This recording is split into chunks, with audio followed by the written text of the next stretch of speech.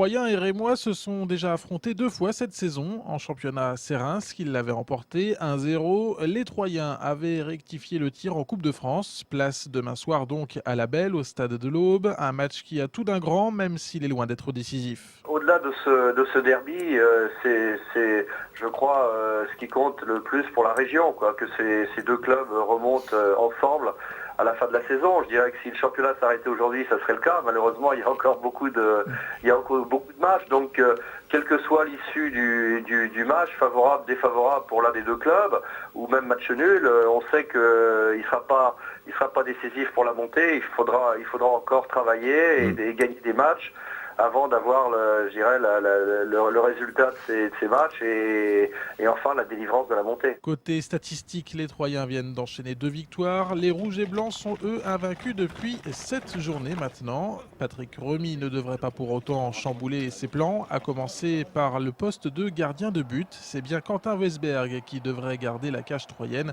malgré la titularisation et le bon match d'Arnaud Brocard à Cassis-Carnoux. C'était déjà arrivé une fois, je tiens à préciser, ça arrivait contre Bayonne où Alan avait joué. Donc c'est pas par rapport aux qualités, au match de Quentin, ça n'a rien à voir, c'est simplement pour le laisser récupérer un petit peu. Normalement la logique veut qu'il rejoue contre Reims. On l'a laissé souffler un peu, parce qu'on sait que c'est par rapport à Quentin, c'est pas un gardien qui avait l'habitude de jouer les années précédentes régulièrement. Donc voilà, on le laisse souffler un petit peu, ça lui fait du bien, ça permet aussi aux autres de s'exprimer, je pense que c'est pas plus mal, ça se passe bien, donc voilà. Et ça se passe bien également du côté de l'infirmerie. Seule absence d'importance côté troyen pour ce derby champenois, celle du défenseur latéral Eloge Nzayamissi. Sinon, tout le groupe est au complet.